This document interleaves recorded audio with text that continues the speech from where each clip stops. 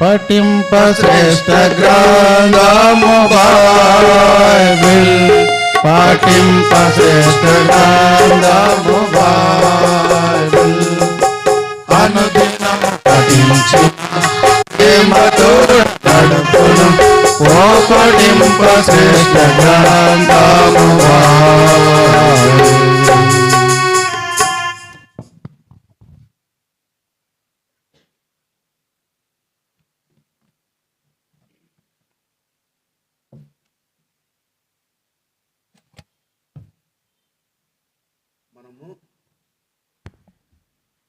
బలలో చేవేక మునుపు కొరింథీయులకు రాసిన 2వ పత్రిక 13వ అధ్యాయం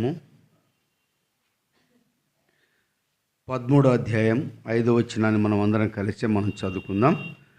కొరింథీయులకు రాసిన 2వ పత్రిక 13వ అధ్యాయం 5వ వచనాన్ని మనమందరం కలిసి మనం చదువుకుందాం. ఈ భాగాన్ని, మీరు విశ్వాసము గలవారే ఉన్నారో లేదో మిమ్మును మీరే పరీక్షించుకొని చూచుకునుడి. మిమ్మును మీరే పరీక్షించుకునుడి. మీరు భ్రష్టులు కాని ఎడల యేసుక్రీస్తు మీలో ఉన్నాడని మిమ్మును గూర్చి మీరు ఎరగరా.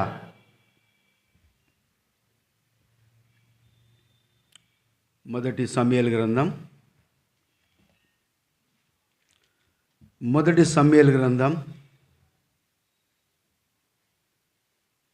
30వ అధ్యాయం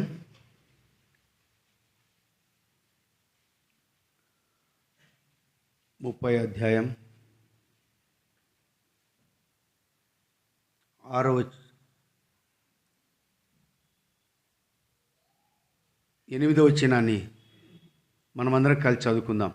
8వ వచనం, 30వ అధ్యాయం 8వ వచనం అందరూ కలిసి చదువుకుందాం.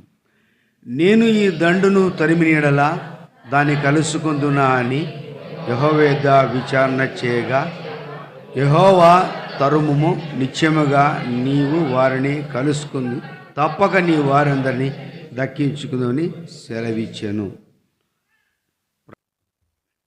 మనము బలలో చేవేక మునుపు ఇక్కడ మనము కొరింథీయులకు రాసిన పత్రిక మనము 13వ అధ్యాయం 2 కొరింథీ పత్రిక 13వ అధ్యాయం మనం 5వ వచనం చదువుతూ వచ్చాం. ప్రతిసారి మనము కొరింథీయులకు మొదటి పత్రిక మనం చదివే వాళ్ళం. 11వ అధ్యాయం 27, 28 వచనాలు ఏం చదువుతూ వచ్చాం? ప్రతి మనుషుడు తను తాను. కానీ ఇక్కడ మనం ఏం పరీక్షించుకుని రాయబడింది? ఆ విశ్వాసమును పరీక్షించుకునండి. అక్కడ ఆయన శరీరాన్ని, ఆయన రక్తాన్ని మరి మనం జ్ఞాపం చేసుకొని మనం పరీక్షించుకొని మనం ఇక్కడ మనం పాలు పంపులు పొందాలి. అయితే దానికంటే ముఖ్యంగా విశ్వాసం అనేది మనలో ఉన్నప్పుడు అది పరీక్షించుకుంటాం. కాబట్టి విశ్వాసానికి పరీక్ష. ఈ సంవత్సరం కూడా మీకు సంఘానికి ఇచ్చిన వాగ్దానము, ఏమని వాగ్దానం ఇచ్చారు ఈ సంవత్సరం మీకు? మీ యేసు మీ నమ్మిక చొప్పున మీకు, అంటే ఎందుకు ఆ మాట రాయబడింది మీ నమ్మిక చొప్పునని? దాని గురించి కూడా వస్తాను. కూర్చొని ఆలోచన చేసిన, ధ్యానం చేస్తూ వచ్చాను. సరే, అతను నమ్మాలి. మీరు విశ్వాసము గలవారే ఉన్నారో లేదో మిమ్ముని మీరు పరీక్షించుకున్నాను. నాకు నేను, నీకు నీవు. అంటే ఈ సంవత్సరం సంఘములో ఉన్న ప్రతి ఒక్కరము దేవుడు నా పక్షాన కార్యం చేస్తాడని ఏం చేయాలి? మనము ఏం చేయాలా? యేసు కుమార్తె ఏం చేయాలా? నమ్మాలి. ఏం చేయాలా? మనము నమ్మాలి. నమ్ముట నీ వలన అయితే సమస్సాధ్యం.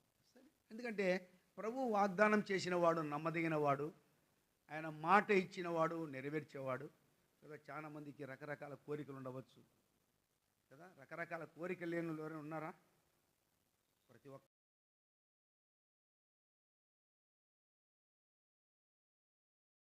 నాకు ఈ కార్యం నెరవేర్చారు. కొంతమంది డిఎస్సి విడుదల చేస్తున్నారు కాబట్టి చేసినారా లేదా? లేదు. అందుకే ఈ సంవత్సరం డిసి ప్రిపేర్ అయ్యే వాళ్ళు ఉన్నారు. చాలా మంది ఉన్నారమ్మా కదా, సిద్ధపడుతున్నారు. ఎందుకంటే చాలా మంది కోరికలు అవే. నేను తెలంగాణ మీద కొంతమంది సిస్టర్ యవనస్తు పిల్లలు అన్నారు, అంకుల్ ఈ సంవత్సరం డిఎస్ సిద్ధపడుతున్నాం, పరీక్షలు ప్రభా మాకు సహాయపడి ప్రార్థించిన అంకులు మర్చిపోద్దాను. అంటే ప్రతి ఒక్కరికి కొంతమంది మెడిసిన్ సీట్ కొరకు, ఇంకో మేము నీట్ ఎగ్జామ్ రాస్తున్నాం. కొంతమంది దాదాపు ఒక 70 మంది ఉంటారు అంతే యవనస్తుల పిల్లలు అక్కడైతే. అంటే ఎందుకు చెప్తున్నా అంటే ప్రతి ఒక్కరికి ఒక్కొక్క ఆలోచన. కొంతమందికి మా అమ్మాయి పెళ్లి విషయం ప్రార్థన చేయంటారు, కొంతమంది పెళ్లి కోరికలు, కొంతమంది సంతానం కొరకు ప్రాణం చేయనివారు, కొంతమంది ఉద్యోగం కావాలని ఎన్నో రకాల ప్రతి ఒక్కరికి ఒక్కొక్కరికి ఒక కోరిక ఉంటుంది. అయితే మీ నమ్మిక చొప్పున అది దేవుడు మీకే ఇచ్చినాడు. ఎవరికి ఇచ్చాడు ఆ వాగ్దానము? సంఘానికి మీకే ఇచ్చేసాడు. మీ నమ్మిక చొప్పున మీకు కలుగుతుంది. అయితే ఎప్పుడు కలుగుతుంది? నమ్మినప్పుడు కలుగుతుంది. సరే, అదే రీతిగా ఇప్పుడు దావీదు గురించి మనం ఇక్కడ జ్ఞాపం చేసుకుంటున్నాం. మొదటి సమయాల గ్రంథంలో మనం చదువుతూ వచ్చాం. ఈ భాగంలో ఇక్కడ మనం చదువుతూ వచ్చినప్పుడు ఇక్కడ దావీదు దేవుని దగ్గర ఒక మాట అడుగుతున్నట్టుగా మనం చూస్తున్నాం. మొదటి సమయాల గ్రంథము 30 అధ్యాయంలోనికి మళ్ళీ ఇక్కడికి వద్దాం. 30 అధ్యాయంలో మనం కొన్ని విషయాలు జ్ఞాపం చేసుకున్నాం. 30 అధ్యాయంలో మనం 8వ వచనాన్ని మనం చదువుతూ వచ్చాం. మళ్ళీ అందరూ చదువుదాం ఆ భాగాన్ని, ఎందుకైనా మంచిది. నేను ఈ దండును తరిమిని ఎడల దాని కలుసుకుందును అని యెహోవా విచారణ. యెహోవా తరుము నిశ్చయముగా నీ వారిని కలుసుకుని తప్పక నీ వారందరినీ దక్కించుకొని సెలవిచ్చాను. అంటే దేవుని దగ్గర ఎప్పుడు అడుగుతున్నాడు ఈ మాట అనేది మనం గమనించాలి. మనం సంఘ వాగ్దానంలో ఒక మాట చూస్తూ వచ్చాం. దావీదు గురించి మన మధ్యలో ఏముంది? దావీదు సమస్తమును ఏం చేశాడంట? సంపాదించుకున్నాను. ఎప్పుడు సంపాదించుకున్నాడు? దావీదు అంటే దేవుని మీద ఆధారపడినప్పుడు సంపాదించుకున్నాడు. మనం గమనించాలి కదా. ఇక్కడ మనం ఈ మాట పలుకుతున్నాడు. ఇప్పుడు దేవుని మీద ఆధారపడేకి వచ్చినాడు కూడా. నేను దీని విషయం రోజు ఆలోచన చేస్తూ వచ్చాను. ప్రభా ఏం దీని విషయం అని కూడా అడుగుతున్నప్పుడు కొన్ని విషయాలు చూపిస్తూ వచ్చాడు. ఎందుకంటే నా జీవితమైనా నీ జీవితమైనా విశ్వాస జీవితం ఇది. కాబట్టి విశ్వాస జీవితం అనేది ఎవరి మీద మనం ఆధారపడి ఉండాలి? ఇప్పుడు దేవుని మీద ఆధారపడి ఉండాలి. అంటే దేవుని మీద ఆధారపడకపోయిన కారణాన్ని బట్టి దావీదు యొక్క జీవితము ఎంత భయంకర పరిస్థితులు వెళ్ళిపోయినాడో మనం గమనించాలా. ఎందుకంటే దావీదు దేవుని దగ్గర విచారణ చేయండి కారణాన్ని బట్టి, విచారణ చేయకపోయిన కారణాన్ని బట్టి. అందుకని దేవుని వాక్యంలో మనము జ్ఞాపం చేసుకుంటూ వస్తే మొదటి సమయాల గ్రంథంలోనే 23 అధ్యాయంలో ఒకరికి వద్దాం. మనం ఒక మాట చూడండి. 23 అధ్యాయం ఒక మాట, కొన్ని విషయాలు మనం జ్ఞాపం చేసుకున్నాం. 23 అధ్యాయంలో 11వ వచనం మనం చదువుదాం.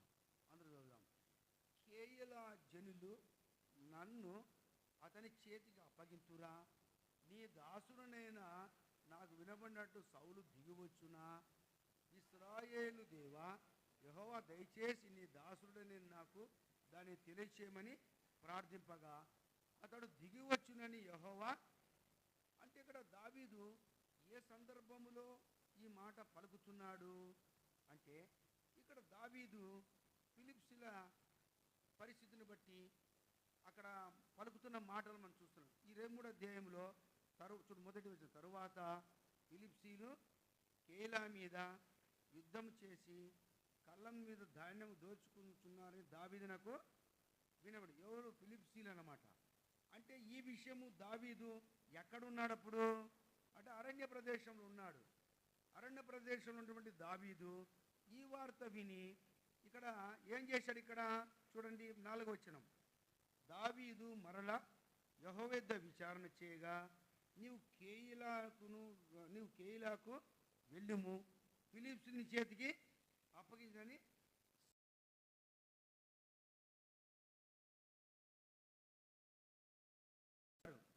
యూదా దేశంలో ఇక్కడ ఫిలిప్సీలు ఆ దేశ ప్రజల యొక్క కళ్ళంలో జరబడ్డారు, ధాన్యం దోచుకుంటున్నారు. ఈ విషయం దావీదుకు చెప్పినప్పుడు దావీదు ఎవరి దగ్గర విచారణ చేశాడు? ఇప్పుడు ఇక్కడ దేవుని దగ్గర విచారణ చేశాడు. దావీదు దేవుని దగ్గర విచారణ చేసినప్పుడు నా చేతికి అప్పగిస్తావంటే అప్పగిస్తాను అన్నాడు. అంటే దావీదు యొక్క పరిస్థితి ఏంటి? ఇక్కడ దావీదు పరిస్థితి ఏంటి అంటే సౌలు యొద్ద నుండి తరమబడే పరిస్థితులు ఉన్నాడు, అరణ్య ప్రదేశంలో ఉన్నాడు. మరి ఈ అరణ్య ప్రదేశంలో ఉన్నప్పుడు మరి ఇక్కడ దావీదు మరి ఈ యొక్క ప్రజలకు సాయం చేసిన కారణాన్ని బట్టి తిరిగి అక్కడ కేయిల ప్రజలకు సాయం చేసిన విధానము సౌలుకు తెలియపరచబడింది.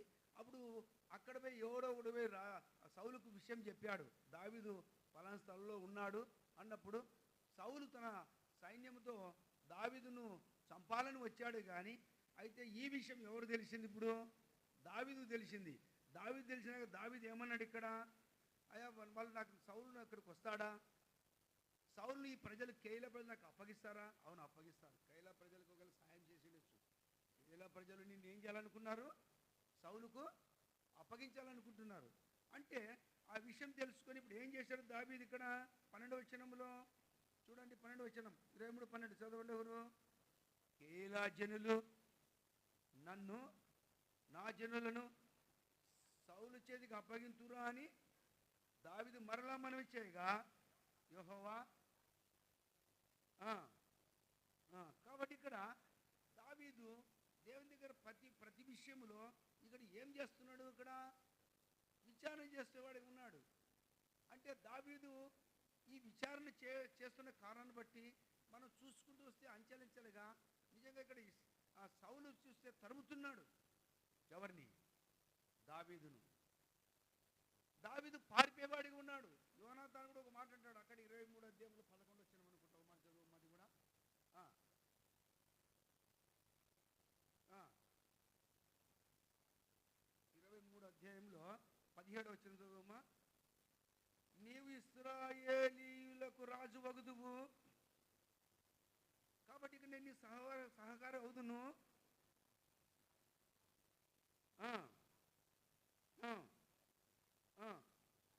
అంటే ఇక్కడ యోనాతాను కూడా దావీదుతో మాట్లాడుతున్నాడు. ఏమంటున్నాడు? నీవు ఇశ్రాయేలుకు రాజు అవుతావు, నేను నీకు సహకారి అవుతాను. అయితే దావీదును బలపరిచేవాడు ఉన్నాడు. ఎవరు? యోనాతాను. యోనాతాను దావీదును బలపరుస్తున్నాడు. దావీదు బలహీనుడైపోయాడు. దావీదు సౌలు దగ్గర పారిపోయేవాడిగా ఉన్నాడు. దావీదు పరిస్థితి చూస్తే అరణ్యంలో ఉన్నాడు.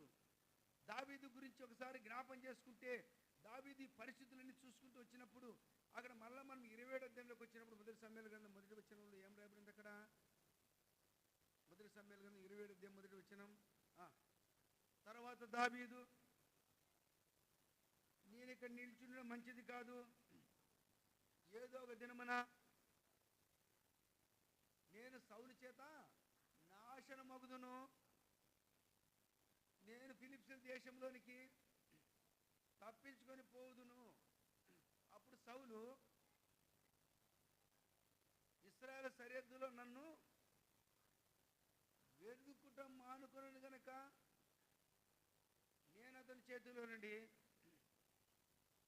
తప్పించుకుని అనుకొని లేచి తన యుద్ధనున్న ఆ ప్రయాణమై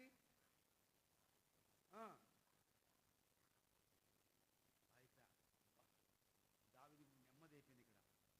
ఇక్కడ అర్థమైందా? దావీదు యొక్క హృదయ ఆలోచన, హృదయ తలంపులు మనం ఇక్కడ జ్ఞాపం చేసుకుంటున్నాం.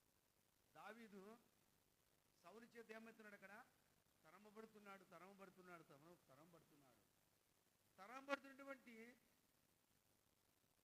దావీదు మనలో ఒక ఆలోచన పుట్టింది. అందుకని హృదయాల్లో 2 ఆలోచనలు కూడా వస్తాయి. ఒకటి మంచి ఆలోచన వస్తుంది, చెడు ఆలోచన కూడా వస్తుంది. అయితే ఇది చెడు ఆలోచన పుట్టింది. ఏమయ్యా చెడు ఆలోచన? నేను ఆకీషు రాజుకి పోతా తప్పించుకుని, అక్కడ పోతే నా ప్రాణం రక్షించుకుంటా. ఆ సరిహద్దులో సౌలు రాడు, అక్కడికి సౌలు చేతను తప్పించుకోగలుగుతా. ఏదో ఒక రోజు నన్ను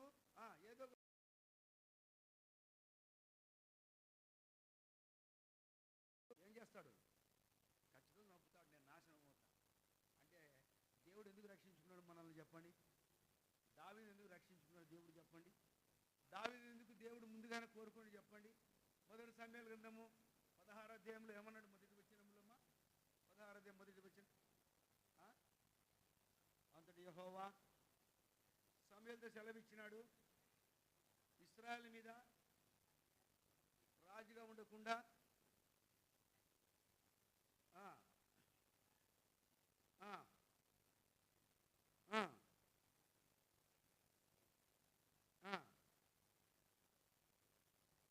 కాబట్టి ఇక్కడ దేవుడు మాట ఇచ్చి నెరవేర్చేవాడు అంటాడు కదా. ఖండములో దేవుడు అబద్ధం ఆడని నేరని వాడు. దేవుడు అబద్ధం ఆడాడు. దేవుడు అబద్ధం ఆడ అసంభవం. మరి ఇప్పుడు ఆ దేవాది దేవుడు ఇక్కడ సమూయేలుతో ఏమంటున్నాడు? నువ్వు ఎంతకాలం సౌలు గురించి దుఃఖిస్తావు కదా, ఎంతకాలం దుఃఖిస్తావు? దేవుని యొక్క ప్రణాళిక, దేవుని యొక్క ఉద్దేశం, దేవుని యొక్క తలంపులు మనకు తెలియవు. మన ఆలోచనలు వేరు. నరుని యొక్క హృదయములు అనేకమైన ఆలోచనలు పుడతాయి. అయితే దేవుని యొక్క ఉద్దేశం, దేవుని తీర్మానం స్థిరమైనది. అయితే ఇక్కడ మనం గమనిస్తే దేవుడు మాట ఇచ్చిన వాడు. ఇక్కడ నువ్వు వెళ్ళు, తైలము కొమ్ముతో నింపుకో, నువ్వు యెషయా ఇంటికి వెళ్ళు, అతను కుమారుడు నేను ఒక రాజుగా చేయాలనుకుంటున్నాను, నువ్వు వెళ్ళు, ఎంతకాలం సౌలు గురించి దుఃఖిస్తావు. అందుకనే ఈ 16వ అధ్యాయం 12వ వచనంలో స్థలకే ఏం జరిగింది అక్కడ? పిలువనంపించి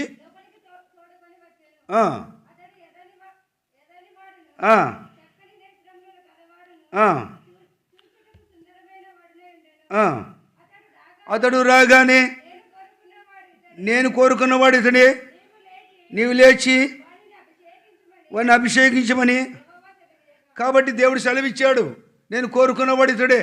అతడు రాగానే, ఒకవేళ సమయాలు తెలియకపోవచ్చు, యెషయా కుమారులందరూ చూచినప్పుడు ఇతడు సరిపోయినవాడు, ఇతను దేవుడు కోరుకున్నవాడేమో, అతని ఎత్తు పైరూపను బలాన్ని చూసి ఇష్టపడినవాడుగా ఒకవేళ ఉన్నాడేమోని ఒకవేళ సమయాలు తన మనసులో తలంచుకున్నప్పుడు వెంటనే దేవుడు అతను నేను కోరుకొనలేదు, అతని ఎత్తును పైరూపమును లక్ష్య పెట్టకము. మనుషులు పైరూపం లక్ష్య పెడతారు కానీ యెహోవా హృదయం లక్ష్య పెడతాడు. మరి ఏమయ్యా, ఇంకా నీ కుమారుడు ఉన్నారు ఇక్కడ? ఉన్నాడండి, కడసారి వాడు ఉన్నాడు. వాడు ఏ పని పాట లేనివాడు, ఎన్నిక లేనివాడు. అందుకనే అతను తీసుకుని పోయి అరణ్యంలో గొర్రెలు కాయపరం పంపించాము. వాడు గొర్రెలు కాస్తుంటాడు. అతన్నే పిలువన్నప్పుడు నువ్వు పిలుచుకొని వచ్చిన దేవుడు ఏమన్నాడు? ఇతన్ని నేను కోరుకున్నవాడు. మరి కోరుకున్నాడు దేవుడు ఎవరిని? నిన్ను కోరుకోలేదా? దావీదుని కాదు, నిన్ను కోరుకోలేదా? నన్ను కోరుకోలేదా? దేవుడి దగ్గర దేవుడు చేసిన ప్రమాణం, దేవుడు మనల్ని ఏర్పాటు చేసుకునే విధానం అనేకసార్లు మనం మర్చిపోయిన వారమై, ఎన్నోసార్లు మనము చింతించి మన హృదయంను ఆలోచనలు రకరకాల కలిగిన వారమై మన హృదయాన్ని చెడిపి వేసుకొని పాడు చేసుకొని దేవుని వాగ్దానం మర్చిపోయి, దేవునింటిని మర్చిపోయి, దేవుని సన్నిధిని మర్చిపోయి, దేవునింటికి దూరం అయిపోయి మనం ఎంతగా దేవుని దుఃఖపెట్టిన వారము. అందుకనే మనం ఫలాలు లేని జీవితం అని కూడా, ఫలాలు లేని జీవితం. కాబట్టి విషయాన్ని మనం జ్ఞాపం చేసుకుంటే నేను కోరుకున్నవాడు ఇతడే. మరి నేను కోరుకున్నవాడు ఇతడే అని దేవుడు మాట ఇచ్చాడు. అతను అభిషేకించమన్నాడు, ఇతన్ని నేను ప్రత్యేకించుకుని అన్నాడు.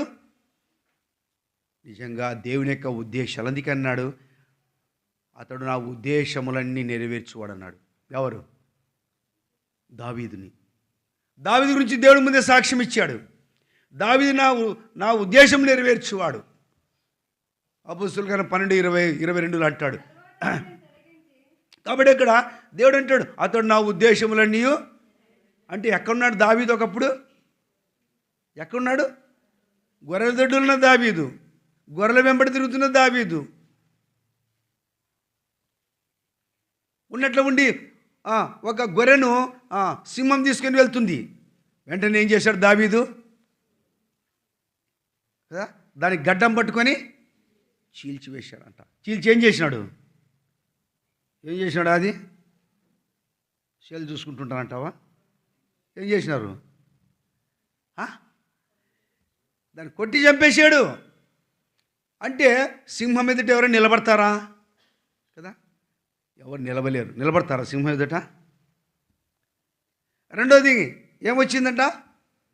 ఎలుగుబంటి వచ్చింది. ఏం చేశాడంట? ఏం చేశాడు దాన్ని? మళ్ళా ఏం చేశాడు? నా కళ్ళ చూస్తారు, అది కూడా ఏం చెప్పాలా? ఏం చేశాడు? చదువు అన్నమాట. ఏడుందన్నమాట? 17:36 చదవండి, గట్టి చదవండి.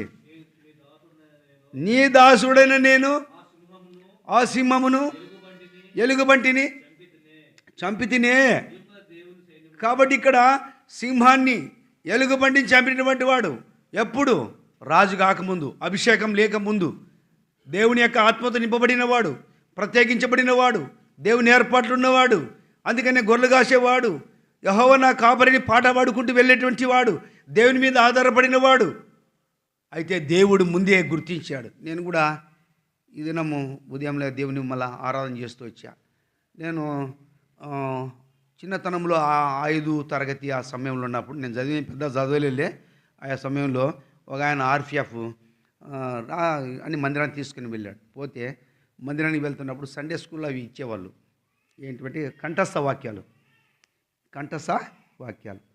ఆ కంఠస్థ వాక్యాలు నేర్చుకున్నాను. అప్పుడు చిన్నతనంలో అక్కడ కొన్ని పాటలు కూడా పాడారు. ఈ చిన్న జీవో బండి నీవే నడుపు ప్రభు అనే పాట, నా నుండి గురుగురాళ్ళు తీసివేని ఆ పాట దాంట్లో ఉన్నాయి, అదొకటి. తర్వాత ఒక దావీదు వడిసెలు ప్రభు కొరకే అనేట పాట. తర్వాత కొన్ని కంఠస్థ వాక్యాలు ఇచ్చినప్పుడు నేర్చుకొని వచ్చేవాడిని. నేర్చుకొని వచ్చిన తర్వాత కొంతకాలం ఒక 4-5 వారాలు పోయినాను. బాగా మంచి ఆసక్తి ఉంది. ఇంట్లో వాళ్ళు మా నాన్న వాళ్ళందరూ భయంకరంగా పోనీకుండా ఇచ్చేసేసినారు. నేను అనుకున్నా ఆ దినాన ఆ వాక్యాన్ని కంఠస్థం చేసిన కానీ ఆ వాక్యం నన్ను బ్రతికించిందని ఉదయం ఆరాధన చేసుకున్నా. అర్థమైందా? నీ వాక్యమే నన్ను. అందుకనే నేను ఎందుకు ఈ మాట చెప్తున్నానంటే, దావీదు గురించి ఈ మాట సందర్భం వచ్చి, దావీదు దేవుని ఏర్పడినాడు కాబట్టి యెహోవా నా కాపరి అని పాట పాడుకుంటూ గొర్రెలు కాసుకుంటున్నప్పుడు వెంటనే హాస్పిటల్ ఏమొచ్చేసింది? సింహం వచ్చేసింది, చంపేసినాడు. ఎలుగుబంటి వచ్చేసింది, చంపేసినాడు. అయితే ఇప్పుడు దావీదు మరి వీటిని జయించిన తర్వాత ఇప్పుడు ఈ గొల్యాతు ఎటువంటి ఎత్తు సరైన వాడు కదా, 6 మూరల జానడు, దాదాపు ఒక 250 కేజీలు బరువు ఉంటాడు అనుకుంటా. దావీదంతే అప్పుడు వయసు 17 సంవత్సరాలు అంటే ఎంత ఉంటుంది? ఎంత బరువు ఉంటాడు? 17 సంవత్సరాలు అంటే ఒక 50 కేజీలు బరువు ఉంటాడు, 40 కేజీలు ఉంటాడు. నేను 59 కేజీలు. మరి మీరు నమ్ముతారో నమ్మరు? నేను 59 కేజీలు ఇప్పటికి. మరి సంవత్సరం ఎంత ఉంటాడు నాకు తెలియదు, బాగా బలంగా ఉండాలి ఇప్పుడు కదా. విషయం ఏంటంటే అటువంటి ఎత్తుసరి మనిషి, బలమైన వ్యక్తిని ఏమన్నాడు? జీవము గల దేవుని పేరట నేను వస్తున్నాను, సున్నతి లేని ఫిలిప్సుడు ఎంతటి వాడని చెప్పి ఒడిశలో రాయి తీసుకొని నుదుట కొట్టినప్పుడు గొల్యాతు బోర్లో పడినప్పుడు గొల్యాతు కంటే బలాఢ్యుడిగా ఉండి తన తలను తెగవేసినటువంటి మహావీరుడు, ఇశ్రాయేలు ప్రజలకు సైన్యమునకు విజయం ఇచ్చినవాడు ఎవరు?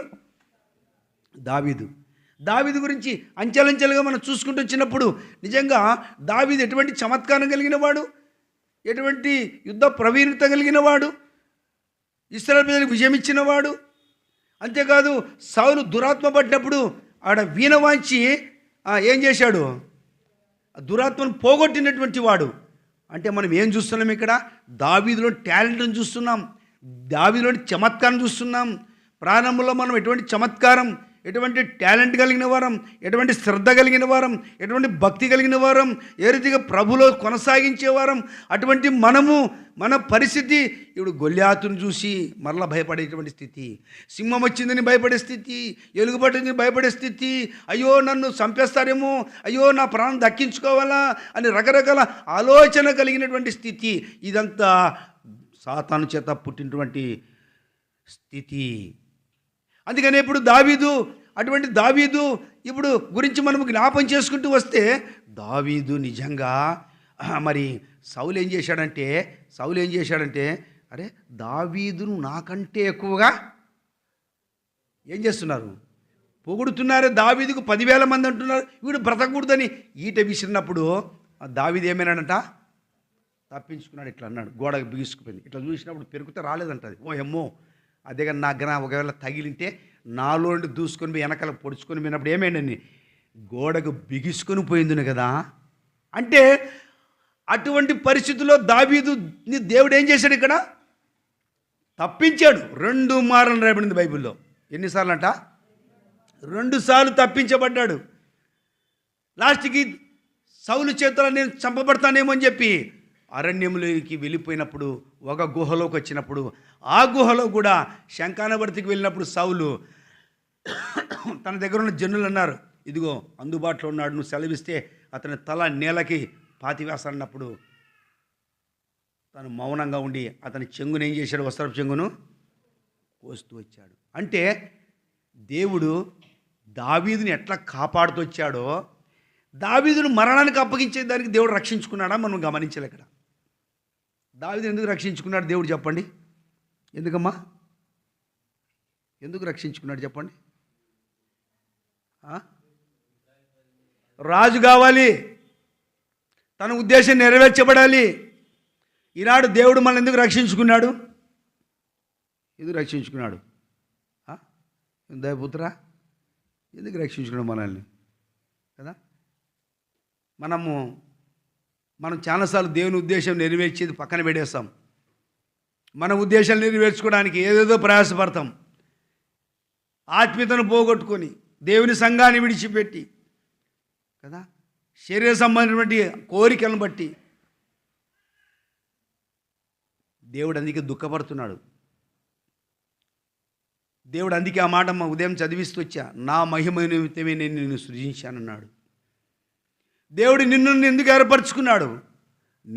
దేవుల్లో నీవు నేను ఫలించాలని దేవుడు ఏర్పరచుకున్నాడు.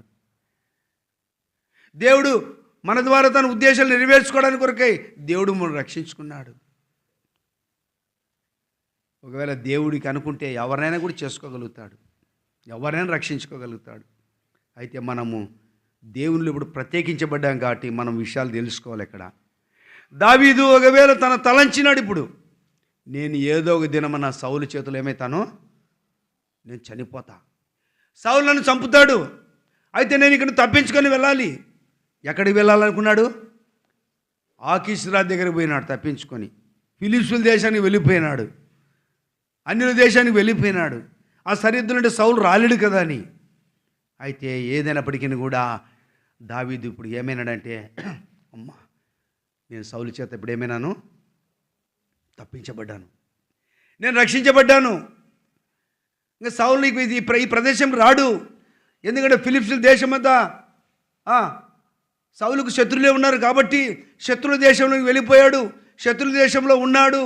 ఆకీషు దగ్గరికి వెళ్ళాడు, తన 600 మందితో తీసుకుని వెళ్ళాడు. ఆకీషు దగ్గరికి వెళ్ళి, అయ్యా నేను మీ దేశంలో ఉంటాను కొంతకాలము, నాకు ఒక స్థలం ఏమంటే అతను ఓ స్థలం ఇచ్చాడంట. ఏ స్థలం ఇచ్చేసాడు? ఇంకా సిక్లాకి ఇచ్చాడంట. అది చూడమాట 30 అధ్యాయంలోకి వద్దాం. 27 అధ్యాయము చదవండి.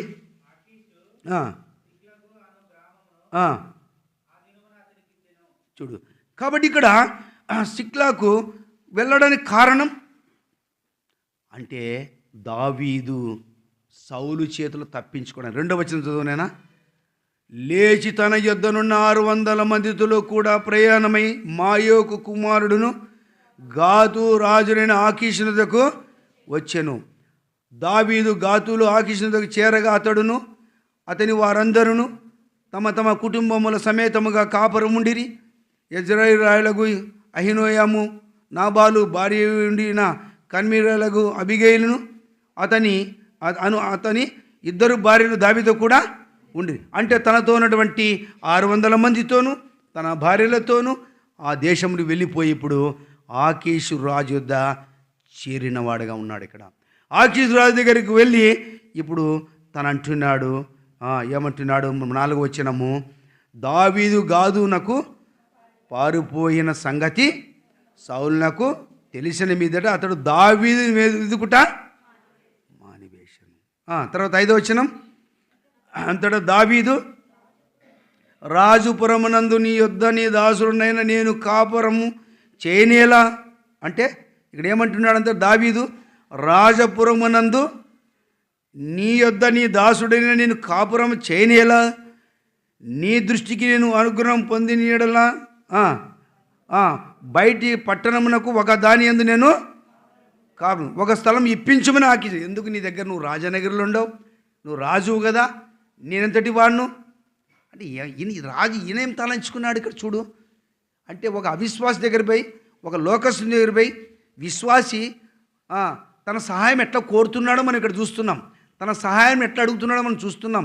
ఎందుకంటే నువ్వు రాజువు కదా, నీ వద్ద నేను ఎట్లుండాలి, కాబట్టి నాకు ఒక పట్టణాన్ని ఇప్పించు, ఓ స్థలంలో మేము ఉంటాము, నేను నా భార్య నా పిల్లలు నా 600 మంది జనాలతో ఉంటానంటే ఆకీష్ ఏం చేశాడు? అక్కడ సిక్లాకు ఇచ్చాను.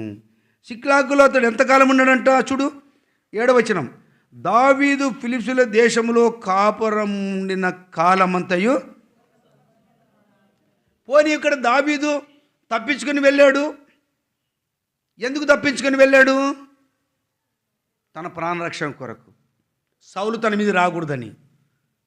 ఎవరి దగ్గర చేరాడు? ఆకీషు రాజు అన్యుని దగ్గర చేరాడు. సౌలు ఆ విషయం తెలిసిన తర్వాత తను తరుముటం మానివేశాడు. అబ్బా నా మటుకు నేను బాగానే ఉన్నాను అనుకున్నాడు. సంవత్సరం 6 నెలలు అక్కడ ఉన్నాడు, మంచిదే. అయితే దావీదు ఇప్పుడు తన కుటుంబాలను పోషించాలి, తన కుటుంబాన్ని సంరక్షించాలి. ఎట్లా పోషించాలా, ఏ రీతిగా పోషించాలా ఇప్పుడు? అందుకనే దావీదు యొక్క జీవితాన్ని గురించి జ్ఞాపం చేసుకుంటే దావీదు అంచెలంచెలుగా చెడిపోయే స్థితిలోకి వచ్చాడు. ఇక్కడ తాను నష్టపరుచుకుంటున్నాడు, తన ఆత్మీయ జీవితాన్నిలో దిగజారిపోతున్నాడు. ఇక్కడ అదేమంటారు చూడు, పెను మీద ఉండేవాడు ఎక్కడ పోయినాడంటే ఇప్పుడు పొయ్యిలోకి పోయినట్లుందంట. కష్టాలు అధికం తెచ్చుకుంటున్నాడు. ఇప్పుడు చిన్న కష్టాన్ని బట్టి పెద్ద కష్టాలు, పెద్ద శ్రమలకు వెళ్ళిపోయినాడు. ఇప్పుడు ఆకీషురాజు తప్పించుకున్నాడు, మంచిదే. కానీ సౌలు చేత తప్పించుకొని ఆకీషురాజు చేరాడు, మంచిదే. కానీ అయితే ఇప్పుడు అక్కడ చేరిన తర్వాత ఇక్కడ ఏం చేస్తున్నాడు? ఇక్కడ చూడండి, 8వ వచనం చదువమ్మా, 9వ వచనం.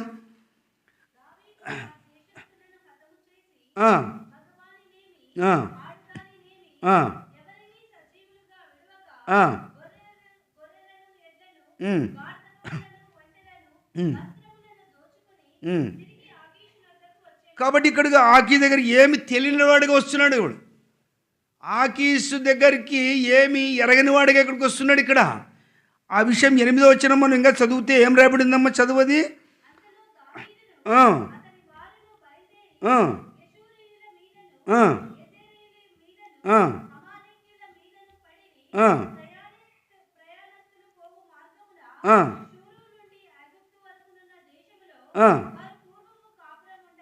కాబట్టి ఇక్కడ ఈ జనముతో, ఈ సమూహముతో వెళ్ళి ఇక్కడ ఏం చేస్తున్నాడంట, గెరెజీముల మీదను అమాలేకులను పడిరి. కానీ ఈ సంగతి ఆకీషుకు తెలియదు. కానీ ఆకీషు దగ్గరికి తిరిగి ఏమెరిగినట్టుగా వచ్చిన తర్వాత ఇప్పుడు దావీదు ఇక్కడ ఏమంటున్నాడు? ఇప్పుడు చితలకే చూడు, 10వ వచనం చదువు ఇప్పుడు.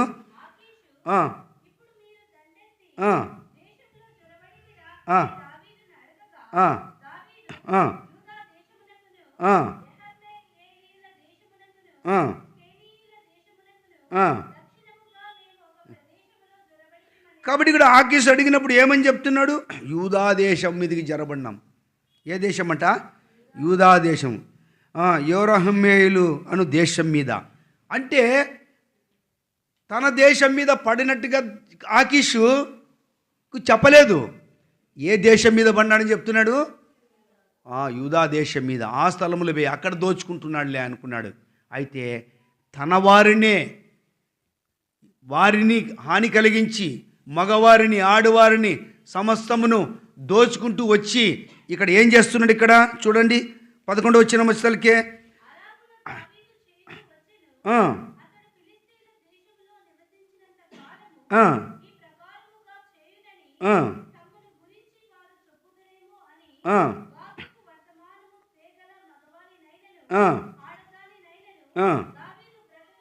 కాబట్టి అక్కడ ఉన్నటువంటి వారు కొంతమంది తెలిసినప్పుడు వాళ్ళ దేశంలో జొరబడి వారిని ప్రాణహాని చేసి వారికి ఉన్న సమస్తమును దోచుకుంటున్న పరిస్థితిలో అక్కడపై ఆకీషు రాజు గౌరవం చెప్తారేమో. అక్కడ వాళ్ళు చూసిన వారిని ఏం చేశాడు? మళ్ళీ దావీదు చంపేసినాడు.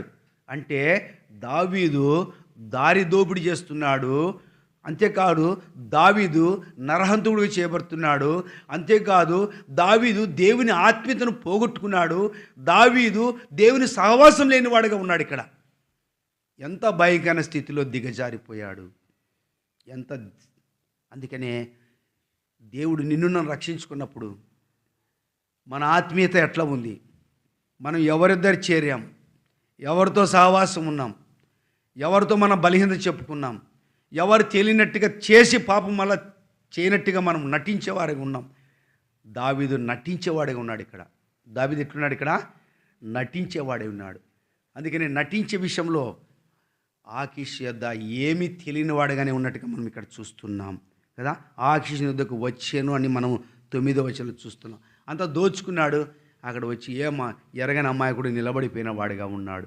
మనం కూడా జానసార్లు తప్పు చేస్తాం, బయట అన్ని చేసి విశ్వాసుల మధ్య వచ్చి కూర్చొని ఏం చేయలేనట్టుగా మనం ప్రేజలాడనొచ్చు, ఏదైనా మాట్లాడవచ్చు. దూర ప్రాంతం నుంచి నాకు కూడా వందనాలు అనొచ్చు, ఎందుకంటే నాకేం తెలియకపోవచ్చు. అందుకనే ఎవరు తెలుసు ఈ విషయాలన్నీ? దేవునికి తెలుసు ఈ విషయాలన్నీ. దేవుడు చూస్తున్నాడు. మన మాట, మన తీరు, మన తలంపులు అన్నీ చూస్తున్నాడు.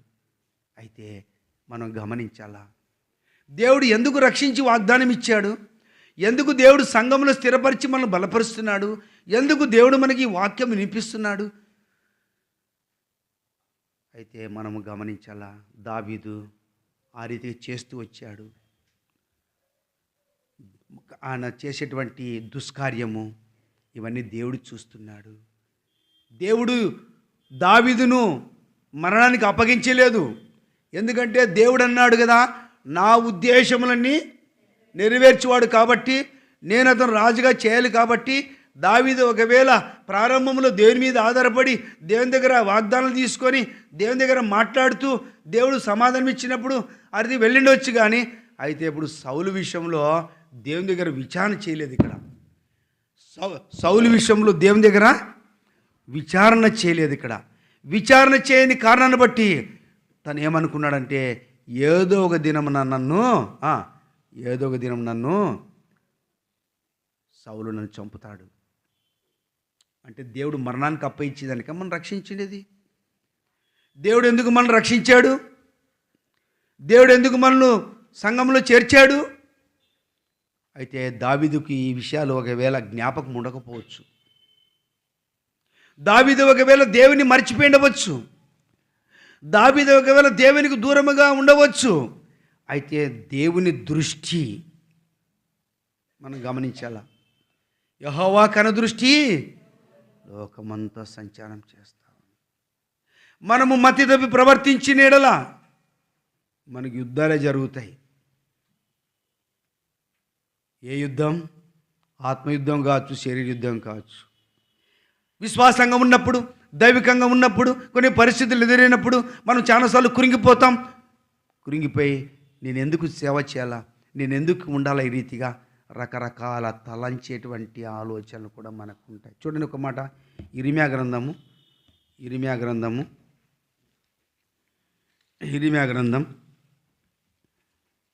2వ అధ్యాయంలో, ఇర్మియా గ్రంథం 2వ అధ్యాయం, ఇర్మియా గ్రంథం 2వ అధ్యాయంలో ఒక మాట జ్ఞాపకం వస్తుంది.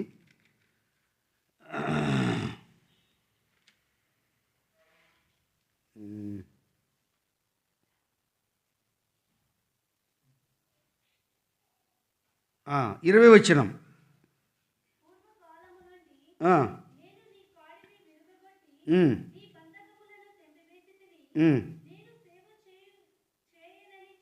చాలు.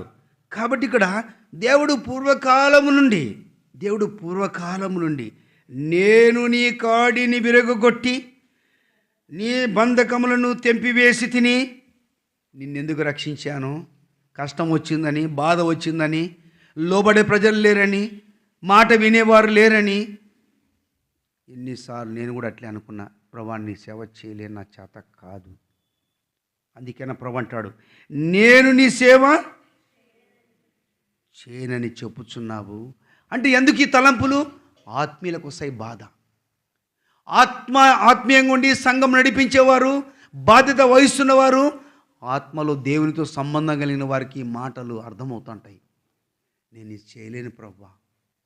అదే శరీరానుసారులు అయితే చెప్పినా కూడా లోపల విడిచిపెట్టి వెళ్ళిపోతారు. ఫలాని పని చేయాలి అన్న, నేను ఉన్నానన్నా, పోతున్నాను అంటారు, డైరెక్ట్గా అంటారు. ఇప్పుడు ఏమని చెప్పాలి? నా ఇంట్లో డెడికేషన్ ఉన్నది. నేను ఒకవేళ వాళ్ళకి డేట్ ఇచ్చాను 16కు చేద్దామని, అందరం కలిసి ఆదివారం తీరా ప్రకటన చేసేటప్పుడు చీట్ రాయించినారు. లేదన్నా మా వాళ్ళు శనివారమే ఇంట్లో డెడికేషన్ చేయాలా, ప్రతి చేయాలని వాళ్ళు వీళ్ళందరూ వస్తున్నారు, మేము ఆదివారం మళ్ళీ తిరిగి వెళ్ళిపోవాలా అంటున్నారు అని అంటే ఇంకా నాకు అర్థం కాలే. వాళ్ళు రాసి ఇచ్చిన ప్రకారం చేయకపోతే వాళ్ళు ఇంకోటి దగ్గర పోతారు. కొత్తగా వస్తున్నారు వాళ్ళు, కొత్తగా ఊర్లో ఎవరు లేరు. మీరు చూసి ఉపవాస ప్రార్థనలు ఉన్నారు. అన్నది లేదు, నా ఫాస్టింగ్ ప్రేయర్ ముందే చెప్పినాం. కానీ పరిస్థితి అట్లా నాకు తెలుసు. పాటలు పాడే వ్యక్తి ఆయన పోయినాడు ఊరికి, ఇంకో ఆయన ఇంకా చరణ్ పట్టుకొని మైక్ సెట్ అది పోత వాడెవరో తగిలిస్తే అది ఏంది స్టాండ్ ఇరిగిపోయి మళ్ళీ వాడు ఎవరు స్టాండ్ వేసి ఇచ్చి అది పోయేదంతా 10:30, 11 అయిందంటాడు. కానీ వాళ్ళు అంతవరకు వంటలు చేస్తున్నారు. కానీ కొద్ది కలవరం ఏం ప్రవ్వా, ఎట్లా చేయాల ప్రవ్వా, కొద్ది ప్రభు దగ్గర అడుగుతూ వచ్చా. ఏం ప్రభు ఒక్కరు కూడా అది ఎక్కడది, ఏం రా మైకులు పెట్టండి, పెట్టినాం బాబాయ్, అది పెట్టినాం ఇది పెట్టినాం అన్నీ పెట్టినామంటారు. ప్రభు ఒక్కరు లేరు కదా ప్రభు అని అనుకున్నా. ఈ విషయం నా అనుభవం చెప్తున్నా. అప్పుడు దేవుడు నాతో మాట్లాడిన మాట ఏంటంటే ఇదే, నీ సేవ చేయను ఎందుకు ప్రభా, ఎవరినైనా లేపుకో, అందుకేనా నిన్ను రక్షించుకునేది. కానీ ప్రభు దగ్గర మళ్ళీ తీర్మానించే ప్రభా, నేను ఆ మాటను నేను ఒక్కనైనా నిలబడి చేస్తా ప్రభా. నిలబడినాము. ఆ టైంలో కరెంటు పోయింది, అన్ని మైకులు అన్ని సెట్ చేసినాం. 1 గంటలు రాదని బ్యాటరీ ఉంది కాబట్టి ఇంకోటి ఛార్జింగ్ది, దాంతో మంచి సువార్త దేవుడు వాక్యం ఘనంగా దేవుడు జరిగింది. ఆ ప్రజలు వచ్చినారు. దాదాపు 3 గంటల వరకు భోజనాలు జరుగుతూనే ఉన్నాయి. 1 గంట నుంచి 3 గంటల వరకు ఏమి జనాలు అసలుకి అందరూ ఆశ్చర్యపోయినాం. కానీ వచ్చిన వారందరూ వాక్యం విన్నారు. అందరూ అన్నారు, నా నువ్వు ఒక్కని ఉన్నా అసలుకి ఘనంగా జరిగిందన్న అన్నారు. రవిగుడి పాటలు ఉన్నాడు కానీ ఆయన గట్టి వాళ్ళాడు, సన్నగా పడుతుంటాడు. అంటే ఏం చెప్తున్నానంటే కొన్నిసార్లు దేవుడు మనల్ని ఒంటరిగా కూడా విడిచిపెట్టి నువ్వు చేస్తావా చేయవా అని. నేను చేయలేను ప్రభు అంటే, అందుకేనా నిన్ను రక్షించుకునేది, నీకు రక్తం గార్చి ప్రాణం ఇచ్చిండేది. అందరు వెళ్ళిపోయారు, నువ్వు వెళ్ళిపోతావా? నాకు ద్రోహకార్యం చేస్తావా? నాకు అన్యాయం చేస్తావా? లేదు ప్రభువా. అందుకనే ఆత్మీయులు కష్టాల్లో శ్రమల్లో నిలబడతారు, దేవుని కొరకు రోషంతో నిలబడతారు, దేవుని సంఘం కొరకు నిలబడతారు. నా దేవుని ఇల్లు పాడవుతుండగా నేను మంచి బంగ్లాలో ఉండడం కాదు, నీ కొరకు నీ పరిచర్య, సంఘ క్షేమాభివృద్ధి కొరకు. ఎవరైతే ఆ స్థితిలో ఉంటారో వాళ్ళకి ఆత్మలో రకరకాల భారాలు వస్తాయి. ఏం ప్రభువా పరిస్థితి ప్రభువా, ఇంకా దేవునితో చెప్పుకోండి, ఎవరు చెప్పుకోవాలా కదా. దేవుడు కూడా బాధపడినాడు. శిలోహులో దేవుని వాక్యం వినిపించబడడం లేదు, ఓపెని పీనాసులు పరిచయం చేస్తున్నారు, ఆడ చెడు జరుగుతూ ఉంది, భయంకర పరిస్థితులు ఉన్నాయి. దేవునికి పానార్పణ రావడం లేదు, దేవునికి సమర్పణలు ఏమీ లేవు, ప్రజలు కూడా తగ్గిపోయారు, పరిస్థితులు అంత భయంకరంగా ఉన్నాయి. దేవుడు కూడా ఎంతో బాధతో, ఆ బాధ వేదనతో నేను ఎవరితో చెప్పుకోవాలి నా బాధ. అందుకనే ఆ పరిస్థితిలో కూడా హన్నా దేవునింటికి రావడం, దేవునింట్లో పరిచర్య, ఆడున్న సమస్యలు అన్నీ చూసి ఏమనింది తెలుసా, ప్రభువా నాకు ఒక మగ బిడ్డనిస్తే ఆ బిడ్డని నీ కొరకై సమర్పిస్తా ప్రభువా. దేవుడు హన్నాను దర్శించాడు, అందుకని సమయల్ లాంటి వాడిని ఇచ్చాడు. సమయల్ లాంటి ఒకడు ఉండాలి, మళ్ళీ పేరు పెట్టుకొని సమయల్ని తిరిగేది కాదు. మళ్ళా పెట్టుకునే ఎవరైనా సమయల్ పేర్లు ఉన్నాయా ఎవరికైనాడా? లేవా? ఎవరికి లేవు? ఉన్నాయా? ఎవరికి ఉన్నాయి? ఉన్నాయి. లేదు, పేరు సమయలు పెట్టుకుంటే కాదు. నేను జమ్మల్లో ఉన్నప్పుడు సబ్జెక్టు పరిచయం పోతాంటి 4 గంటలప్పుడు పోయేటప్పుడు పేరు అడుగుతాంటి జైల్లో, నీ పేరు ఏం పేరు? నా పేరు మోషే అనేవాడు. ఏం పేరంట? ఎందుకయ్యా మోషే? నువ్వు మోషే అని పేరు పెట్టుకున్నాడు, జైల్లో ఉన్నాడు. ఇస్సాకంట పేరు. మళ్ళా వాళ్ళకు రక్షణ లేదు, ఏం లేదు, అంతా అక్కడంతా వాళ్ళ వెనకలు తిరిగేదంతా వీళ్ళే. వాళ్ళు తప్పు చేస్తే వీళ్ళు తీసి లోపల పాడేసింటారు. అన్ని రకరకాల అన్ని అలవాటు లోపల మోషే, ఇస్సాకు, ఇర్మియా, జెర్మియా పేర్లంతా మనం పెట్టుకుంటాం. రంగన్న, ఈరన్న, సుంకన్న అని పెట్టుకుంటాం. వాళ్ళు అక్కడ కాదంతా పేర్లేమంతా మోషేలు, అంతగాని ఇస్సాకులే, కానీ అంత మోసాలు, అంతా దగాలే. అర్థమైందా? అందుకని మనం గమనించాలి, ఇక్కడ దేవుడు ఎందుకు రక్షించాడు? ఆత్మీయులైన వారికి మాత్రమే బాధ. ఆత్మీయత లేని వారు విడిచిపెట్టి వెళ్ళిపోతారు సంఘాన్ని. ఎవరు చూసుకుంటే ఏముంది? ఎవరో వాళ్ళే సున్నం కొట్టుకుంటారు, వాళ్ళే వాక్యాలు రాసుకుంటారు, వాళ్ళే అన్ని పెట్టుకుంటారు, వాళ్ళే వంట చేసుకుంటారు, వాళ్ళే నా ఇష్టానుసారం నేను ఇట్లా పోతా, వాళ్ళు అట్లా చూసుకుంటారు. ఎంత భయంకర పరిస్థితి. అందుకేనా దేవుడు రక్షించుకునేది, అందుకేనా దావీదు దేవుడు నేను రక్షించిండేది. దోపిడిగా కావాలని, హంతకుడిగా కావాలని, దోపిడి మీద ఎగబడి దోపిడి దొంగగా మారడానికి దేవుడు ఏర్పాటు చేసుకుని ఒక దొంగగా తయారైనాడు. తన వాళ్ళందరికీ కూడా అదే పని నేర్పించిన. అందరూ పోవడం, దోపిడి మీద ఎగబడడం, దోచుకొని వచ్చుకోవడం.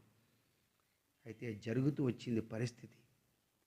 దేవుని ఇల్లు మర్చిపోయినాడు, దేవుని సేవ మర్చిపోయినాడు, దోపిడి మీద ఉండిపోయినాడు, సంతోషంతో ఉండిపోయినాడు. ఎంత ఆనందం తెలుసా?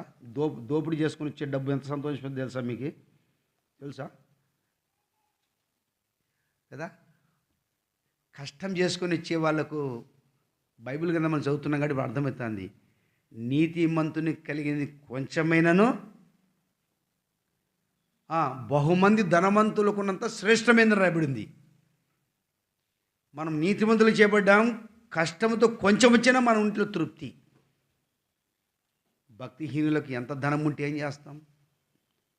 ఇప్పుడు దోపిడి మీద ఎగబడ్డాడు. ఒక సమయం వచ్చింది. ఒక సమయం వచ్చిన తర్వాత ఏం జరుగుతుంది ఇక్కడ? ఇప్పుడు ఆకీషు రాజు ఒక మాట అంటున్నాడు. చూడండి, మనం చదువుదాం. మొదటి సమూయేలు గ్రంథం 28వ అధ్యాయం మొదటి వచనం. ఆ దినములలో ఫిలిప్సీలు ఇశ్రాయేలుతో యుద్ధము చేయవలని సైన్యములను సమకూర్చుకొని యుద్ధమునకు సిద్ధపడగా ఆకీషు దావీదును పిలిచి, నేను దండెత్తి నీవును నీ జనులను నాతో కూడా యుద్ధమునకు బయలుదేరి రావాలనని పరిష్కారంగా తెలుసుకొనుమనగా. ఇప్పుడు 2వ వచనం అందరూ చదువుదాం. దావీదు నీ దాసుడని నేను చేయబో కార్యము ఏదో అది నీవు ఇప్పుడు తెలుసుకుందువని. అందుకు ఆకీషు, కాబట్టి ఇప్పుడు సమయం వచ్చింది.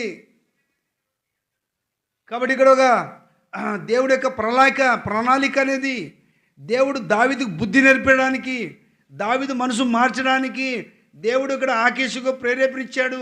ఇప్పుడు ఆకీష్ అంటున్నాడు దావీదుని పిలిపించి, ఏమంటున్నాడు ఇక్కడ? నేను దండ ఎత్తి ఏం చేస్తానంట? చదవమ్మ మొదటి వచనం. ఆ దినమున ఫిలిప్సీలు, మొదటి వచనం, ఇశ్రాయేలుతో యుద్ధం చేయటం. ఎవరితో అంట? ఇశ్రాయేలుతో. ఎవరు ఇశ్రాయేల్ ప్రజలు? ఇప్పుడు దావీదు సంబంధులు. ఇప్పుడు ఇశ్రాయేల్. ఇప్పుడు అర్థమైందా? విశ్వాసులు ఇప్పుడు కొట్లాడబడే పరిస్థితి వస్తుంది. ఇప్పుడు అంటే ఇక్కడ దావీదు మళ్ళీ ఫిలిప్సీల దేశం ఉన్నప్పటికీ కూడా ఆకీషు రాజు అంటున్నాడు, ఇశ్రాయేలీలతో యుద్ధము చేయటకు నీ సైన్యముడు సిద్ధపరచనప్పుడు దావీదు ఏమంటున్నాడు తెలుసా? ఘాటుగా 2వ వచనములో, నేను చేయబో కార్యము ఏదో అది నీవు ఇప్పుడు తెలుసుకుంటావు. నీ యొద్ద నాకు స్థలం ఇచ్చావు, నీ యొద్ద నివాసం చేయడానికి నాకు, నా భార్య, నా పిల్లలకు, 600 ప్రజలకు అందరికీ నివాసం కల్పించావు. ఏదంటే అది సిక్లాక్ అనగా మంచి పట్టణము, ప్రాకారం ఉన్నటువంటి భద్రత కలిగిన ప్రదేశం. అటువంటి ప్రదేశములో భద్రత కలిగి దావీదు అక్కడ ఉన్నాడు. అటువంటిది ఆకీష్ ఇచ్చాడు. అటువంటి దాన్ని బట్టి మురిసిపోయి దావీదు అంటాడు, ఇప్పుడు ఏదో నీ దాసుడి విషయం నువ్వు తెలుసుకుంటావు. ఆ మాట ఎంత బాగా అంటాడు, ఏదో అది ఇప్పుడు నీవు తెలుసుకుందు. అందుకు ఆకీష్ అలాగైతే నేను ఎప్పటికీ కూడా సంరక్షకుడు. అంటే ఆకీషు యుద్ధ విషయంలో దావీదును సిద్ధపరుస్తున్నాడు. దావీదు కూడా ఇశ్రాయేల్ ప్రజలకి వెళ్దామంటున్నాడు. పరిస్థితులన్నీ ఇప్పుడు జరుగుతున్నాయి. జరిగిన తర్వాత ఇక్కడ ఏం జరుగుతుందో వచ్చి తలకి చూడండి. ఇప్పుడు ఇక్కడ 29వ అధ్యాయములో చూడండి, మొదటి వచనం చదువమ్మా.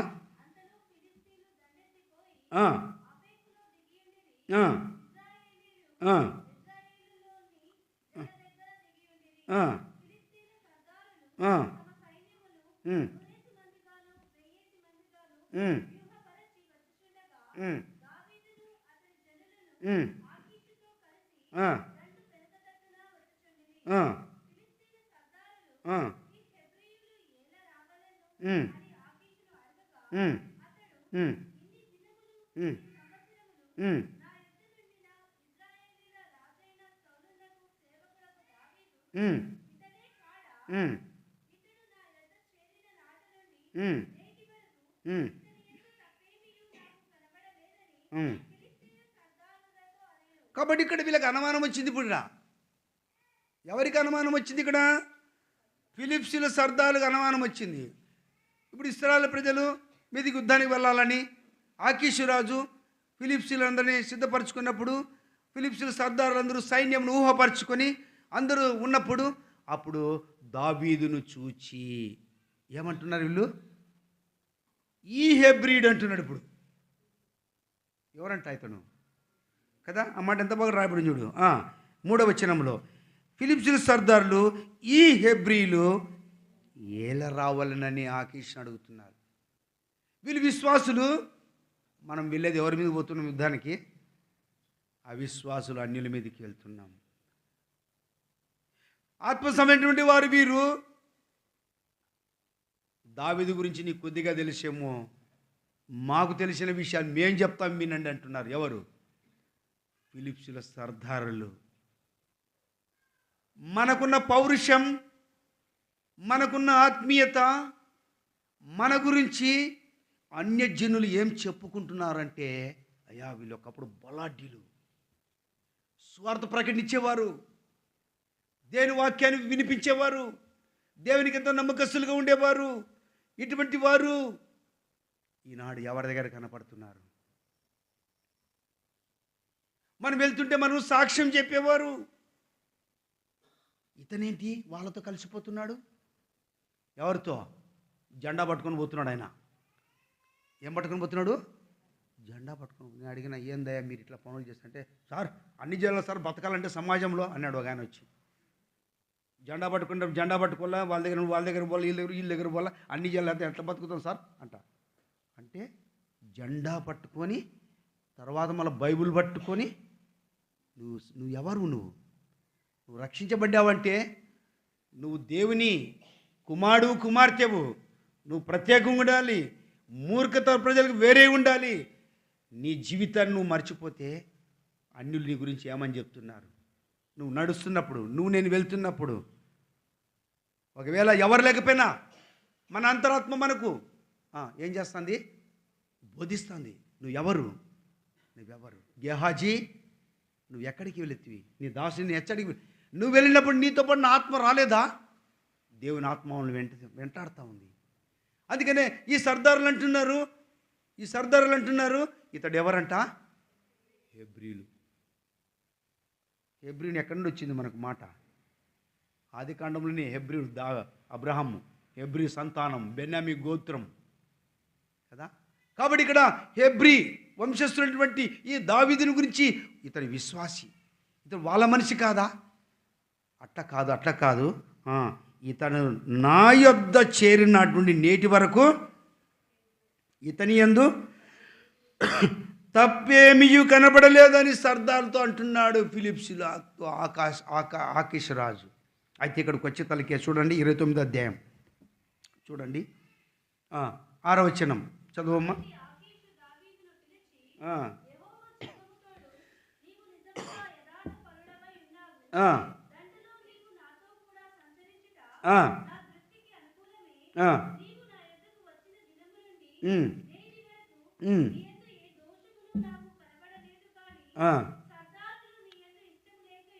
చాలు. కాబట్టి ఇక్కడ దాని ముందు వచనం మళ్ళీ పైన చదువుదాం. 5వ వచనం చదువుమ్మా ఇప్పుడు.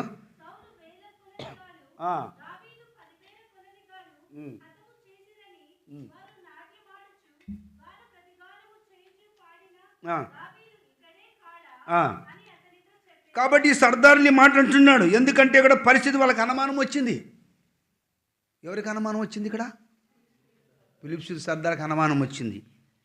ఎందుకంటే ఇక్కడ ఈ 4వ వచనాన్నంతా మనం జ్ఞాపం చేసుకుంటే చూడు, 29:4. అందుకు ఫిలిప్సీల సర్దారులు అతని మీద కోపపడి, ఈ మనుషులు నీవు నిర్ణయించిన స్థలంలో తిరిగి పొమ్మని, అతడు మనతో కలిసి యుద్ధమునకు రాకూడదు, యుద్ధమందు అతడు మనకు విరోధి అవునేమో, దేని చేత అతడు తన యజమానితో సమాధానపడును, మన వారిని తలను ఛేదించి తీసుకొని పోవటం కదే కదా తన యజమానితో సమాధానపడును. కాబట్టి ఇప్పుడు ఈ సర్దారులు అంటున్నారు, ఇతడు ఎవరు తెలుసా? ఇతని గురించి చెప్తూ వచ్చారు ఆకీష్ రాజుతో. మన ఫిలిప్స్ని తలను తీసుకొని వచ్చింది ఎవరు? ఇతడే కాదా? ఇతడు ఒకవేళ మనతో పాటు యుద్ధానికి వస్తే అతను తిరిగి మనకే విరోధి అవుతాడు కదా. నీకు తెలియదు ఆయన కథ. ఎవరి కథ? హెబ్రీల కథ తెలియదు, విశ్వాసుల కథ తెలియదు. విశ్వాసం ఎప్పుడు తిరుగుబాటు చేస్తాడో తెలియదు, ఎప్పుడు అవిశ్వాసం తెలియదు. ఇంకా అందుకనే ఒకవేళ ఇతడు మన మీదకి వస్తే, మనతో వస్తే మన మీద మనకి వ్యతిరేకం కావచ్చు. అందుకని ఇతడు స్థలంలోకి తిరిగి వెళ్ళిపోమన్నప్పుడు ఆయన గురించి ఏమన్నంటే, ఇశ్రాయేలు ప్రజల మీద విజయం వచ్చినప్పుడు మన వాని తల తీసుకొచ్చినప్పుడు వీళ్ళు ఏమన్నారు, ఆ స్త్రీలు సౌలుకి 1000 కొలది, దావీదుకు 10,000 కొలది వాళ్ళు పాడినారు కదా, పొగిడినారు కదా. ఆ దావీదు కాదా, ఆ దేశపు రాజు కాదా? ఇప్పుడు నీకేం బుద్ధి ఉంది లేదా అంటే, అప్పుడు ఆకీషు బుద్ధి వచ్చి దావీదు దగ్గరకు వచ్చి ఏమంటున్నాడు ఇక్కడ, అప్పుడు 6వ వచనం వచ్చి, కాబట్టి ఆకీషు దావీదుని పిలిచి, యెహోవా జీవంతోడు నీవు నిజముగా యథార్థపరుడు. అతను యథార్థపరుడేనా? ఎవరినా? ఎవరు ప్రభు కుమార్? దావీదే యథార్థపరుడు. దోపిడి దొంగ ఎవరైనా? దోపిడిగాడు, దోచుకొని వచ్చినాడా, హత్య చేసిన వాడు, నరహంతకుడు. ఏమి ఎర్రనంటే ఆకీషు రాజుకు వచ్చి గమ్మన కూర్చున్నాడు. నా సన్నిధి యథార్థపరుడు ఉన్నాడు అంటున్నాడు. ఎవరు? మనం కూడా ఏదైనా తప్పు చేసి ప్రజలాడు అనుకుంటే, ఏం తప్పు చేసిందంతా బజార్లో చేసి వచ్చింటాం అంతా. మళ్ళీ ఏమనుకోద్దని విషయం చెప్తున్నా. ఏమంతే కదా, చేసిందా చేసింటాం. మన ఇక్కడికి వచ్చి ఫ్రేజ్లాడు. ఈ ఫ్రేజ్లాడు చాలా పెద్ద నష్టం తీసుకొస్తుంది తెలుసా. మంచిదే లేదండి. అయితే యథార్థపరుడు అని గురించి మనం చూస్తున్నాం. కాబట్టి ఇప్పుడు ఇక్కడ విషయాన్ని బట్టి చూస్తే, దావీదు ఆ మార్గస్థుల మీద వెళ్ళి ఆ ఫిలిప్సీలనే ఆ దేశములు బడి వాళ్ళ నాశనం చేసుకొని వాళ్ళ ద్వారా దోచుకుంటూ వచ్చినవాడు. ఒకవేళ ఆకీషు రాజుకి ఎవరైనా చెప్తారేమో, మన వాళ్ళని చంపుతున్నాడు చెప్తారేమని ఆ సమాచారం తెచ్చి చూచేవాడిని కూడా ఏం చేశాడు, చంపేసినాడు. పోరా నువ్వు కూడా నువ్వు చెప్పకూడదు అంటే, చాలాసార్లు దొంగతనం చేసినప్పుడు ఎవరు చూడకుండా మనం చాలా పని చేస్తారు కదా. ఎవరు చూస్తున్నారు? ఆకీషు అంటాడు ఇతడు యథార్థపరుడు కదా. ఎవరంట? యథార్థపరుడేనా? చేసిన పని ఏంటి? అందుకనే ఇతడు మనతో పాటు రాకూడదు, ఇతను వద్దు పంపించేసి తిరిగి వచ్చే తలికే. ఏం జరుగుతుంది ఇప్పుడు మనకి ఇక్కడ అర్థమవుతుంది, ఇక్కడికి వచ్చే తలికే. కాబట్టి అవన్నీ జరుగుతూ వచ్చాయి. చూడండి 10వ వచనం చదువమ్మా.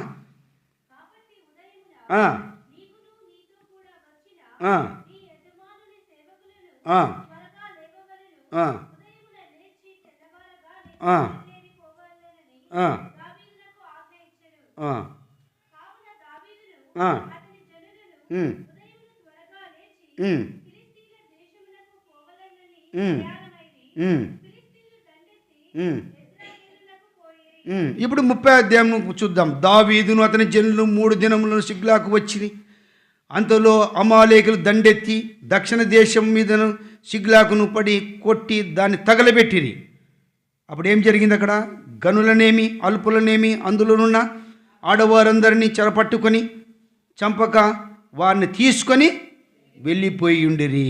ఇప్పుడు మనకు అసలైన స్థితిలోకి వచ్చినాం ఇక్కడికి. కాబట్టి ఇక్కడ మీరు వెళ్ళిపోండి, యుద్ధానికి అవసరం లేదు. ఆకీషు రాజు సర్దారుల మాట విని దావీదును పంపించేసి, నువ్వు యథార్థపరుడివే, అయితే మా సర్దారులు ఒప్పుకోలేదు, నువ్వు వెళ్ళు. అందుకనే మనం ఆత్మీయంగా ఉన్నప్పుడు ఎక్కడికైనా వెళ్ళాలంటే శరీరాంశాలు మనం ఒప్పుకోరు.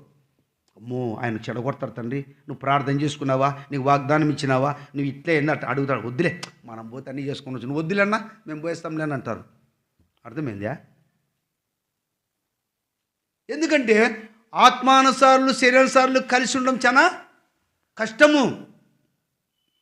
అయితే ఈ పరిస్థితిలో నువ్వు వెళ్ళిపో, నువ్వు వద్దు వెళ్ళిపోయాడు.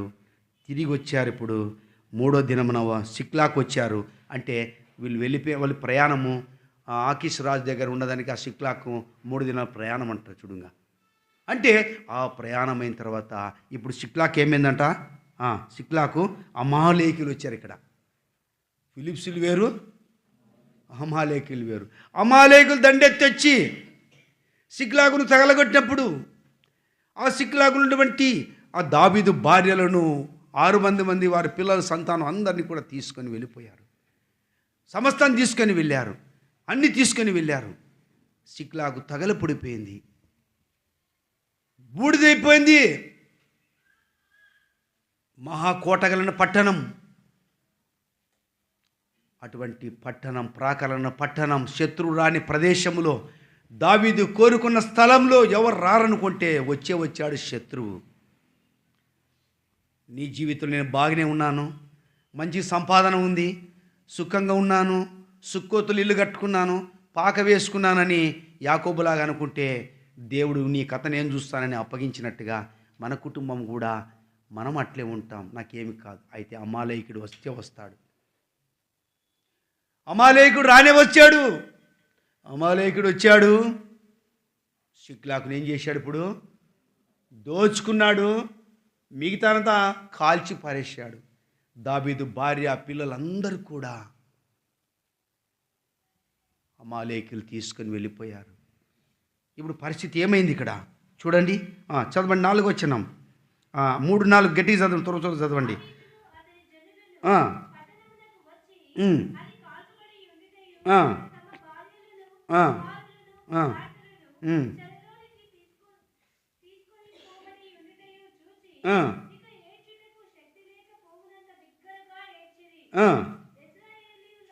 యెజ్రెయేలు రాజైన అహీనోయాము, కర్మేలుడైన నాబాలు భార్య అయిన అబీగయలును దావీదు ఇద్దరు భార్యలు చెరలోనికి పోగా చూచి దావీదు మిక్కిలి పడిను. మరియు తమ తమ కుమారులను బట్టి కుమార్తెలను బట్టి జనుల కందరికి ప్రాణం విసికినందున రాళ్ళు రువి దావీదును చంపుతుండని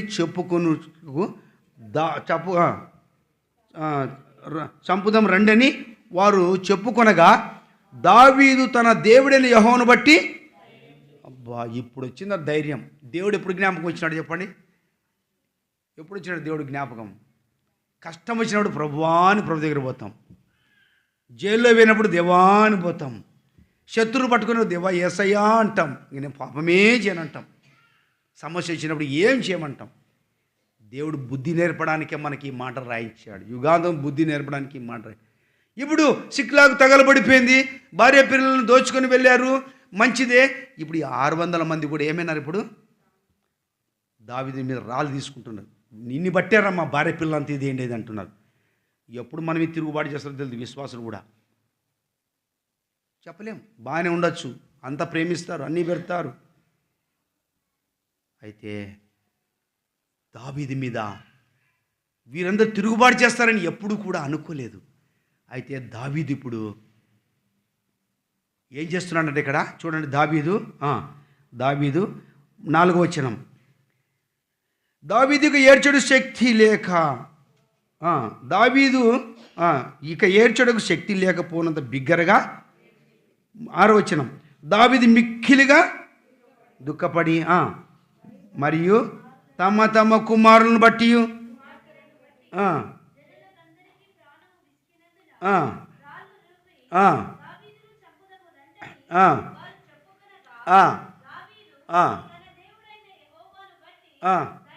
కాబట్టి ఇప్పుడు దావీదు ఇక్కడ దుఃఖపడెను, ఏడ్చెను. ఎందుకు ఏడ్చినాడు చెప్పండి? ఎందుకు ఏడ్చి నా కళ్ళ చూస్తారు కదా? ఎందుకు ఏడ్చినాడమ్మా? గట్టి ధైర్యం చెప్పండి. దేవుని పిల్లలు కదా మీరు. బయట కూర్చొని విజయమ్మ చెప్పు, ఎందుకు ఏడ్చినారు? దావీదు ఎందుకు ఏడ్చినాడమ్మా?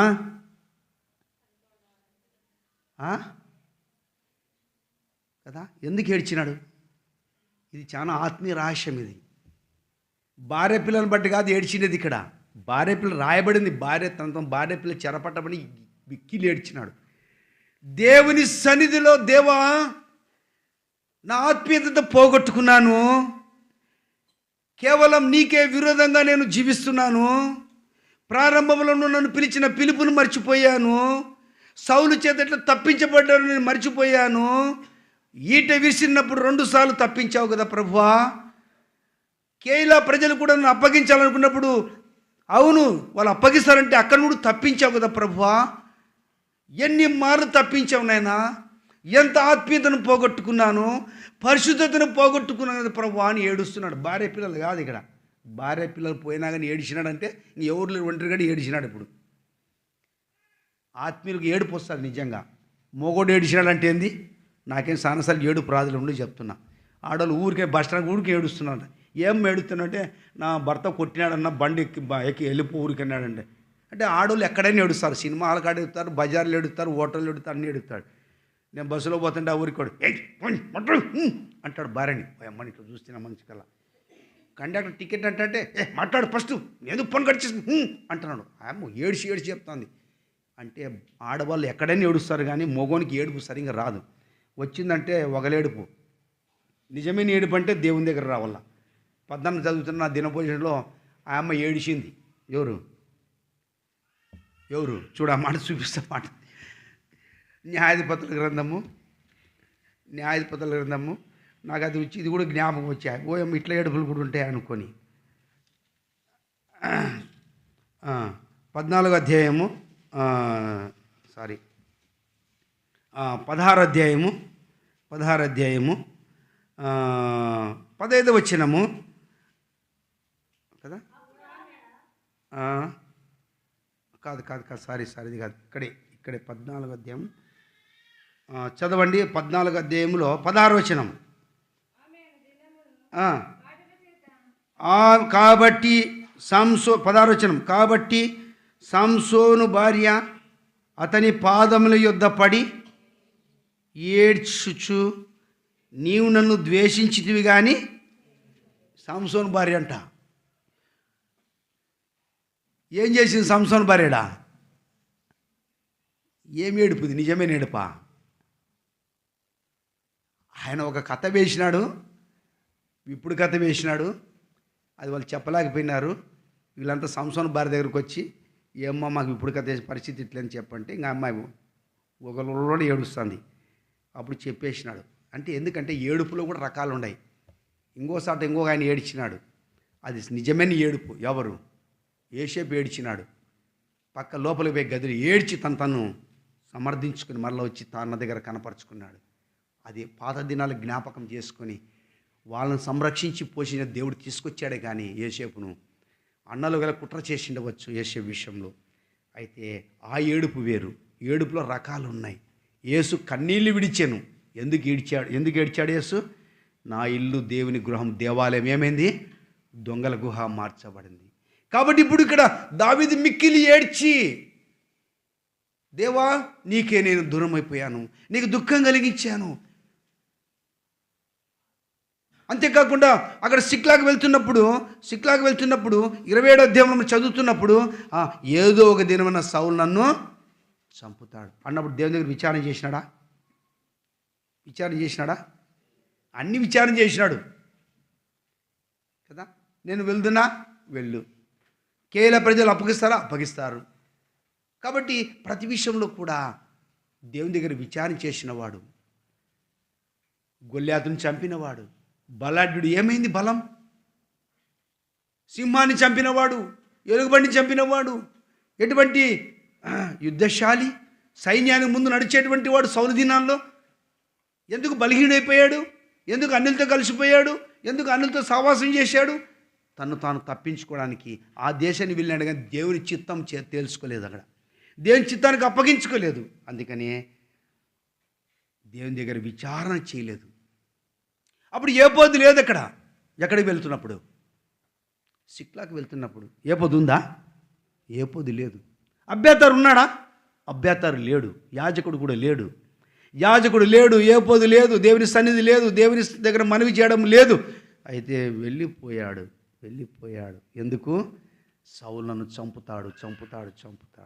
ఈనాడు మనము కూడా దేవుని సన్నిధిని మనము వాగ్దానాలను మరిచిపోయి మన ఇష్టానుసారంగా అవిశ్వాసములో నమ్మకం లేదు దేవుని మీద. కష్టం వచ్చిందే, సమస్య వచ్చిందే, కీడు వచ్చిందే, ఇప్పుడే నాకు రావాలా? అవును, దేవుడు కొన్నిసార్లు పరిస్థితిని మన కొరకే రప్పిస్తాడు. ప్రజలు శ్రమ అనుభవము కొరకే పుట్టి ఉన్నారు. శ్రమ భూమిలోండే పుట్టేదిగా ఉంది. నరులు శ్రమ అనుభవంకే పుట్టి ఉన్నారు. మనం తెలుసుకోవాలి. కాబట్టి ఇప్పుడు దావీదు పరిస్థితిని తను ఏడ్చాడంటే ఒక అర్థం ఉంది అక్కడ. నా ఆత్మీయతను పోగొట్టుకున్నాను, నీ రక్షణాన్నం పోగొట్టుకున్నాను, నీ సమాధానం పోగొట్టుకున్నాను, నీ సహవాసాన్ని పోగొట్టుకున్నాను. ఇప్పుడు ప్రభువా నేను వెళ్తాను, నా భార్య పిల్లలను సమస్తానం ఇస్తావా ప్రభువా? తప్పకుండా నీ వారంతో దక్కించుకుంటావు, నువ్వు వెళ్ళు. ఇప్పుడు బుద్ధి వచ్చిందా నీకు? ఇప్పుడు వచ్చిందా బుద్ధి? వెళ్ళాడు యెహోవాను బట్టి. చూడమాట చదవండి ఇప్పుడు ఆరో వచనం పైభాగం. దావీదు తన దేవుడైన యెహోవాను బట్టి ధైర్యము తెచ్చుకొనెను. 7వ వచనం. పిమ్మట దావీదు ఏపోదు తెమ్మని యాజకుడును అహిమేలెకు కుమారుని అబ్యాతారుతో చెప్పగా అబ్యాతారు ఏపోదును దావీదు దగ్గరకు తీసుకొని వచ్చెను. నేను ఈ దండును తరిమి నెడల దాన్ని కలుసుకుందునా అని యెహోవా యొద్ద దావీదు విచారణ చేయగా యెహోవా తరుం నిత్యముగా నీ వారినందరినీ తప్పకుండా. కాబట్టి ఎట్లా దేవుడు మార్గం చేశాడు, ముగిచ్చేస్తా త్వరగా అయిపోయింది. కాబట్టి ఇక్కడ విషయం ఏంటంటే ఇప్పుడు దావీదు దేవుని దగ్గర అడిగినప్పుడు దావీదు వెళ్ళన్నాడు, నిత్యంగా నీ వారిని దక్కించుకుంటున్నాడు. దావీదు తిరిగి వెళ్తున్నాడు. వెళ్తా ఏం జరిగింది ఇక్కడ చూడండి, చదువుకుంటూ వస్తే ముగించుకుందాం. ఇక్కడ ఈ 30 అధ్యాయంలోకి వచ్చేతలకే చూడండి 13వ వచనం, లేకపోతే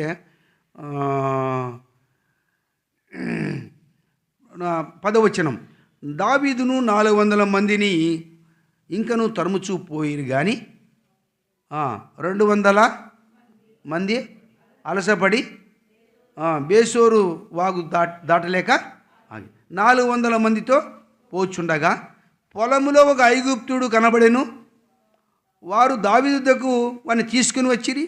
వాడు 3 రాత్రింబగళ్ళు అన్నపానములేమీ పుచ్చుకొనలేదు అని తెలుసుకొని వాని భోజనం పెట్టి దాహమిచ్చి అంజూరపు అడలను ముక్కలను 2 ద్రాక్ష గెలను వానికి ఇచ్చిరి. 12.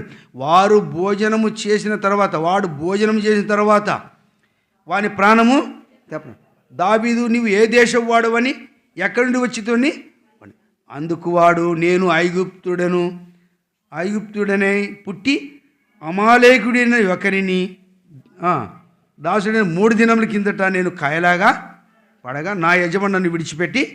అంటే ఇక్కడ చరిత్ర ఎందుకు రాయబడింది ఇవన్నీ అంటే దావీదు వెళ్తున్నప్పుడు ఒకడు మార్గంలో పడి ఉన్నాడు. వాడు ఎవరంట వ్యక్తి ఐగుప్తుడు పుట్టిన అమాలేకుడు. మరి ఇప్పుడు వాడు అక్కడ పడి ఉంటే అప్పుడు వాడిని దావీదు దగ్గర తీసుకొచ్చారు. దావీదు పరామర్శిస్తున్నాడు. మనకి కాల్చిన ఆహారము ద్రాక్షాడాలని ఇచ్చారు. వాడి ప్రాణం తెప్పరిల్లింది.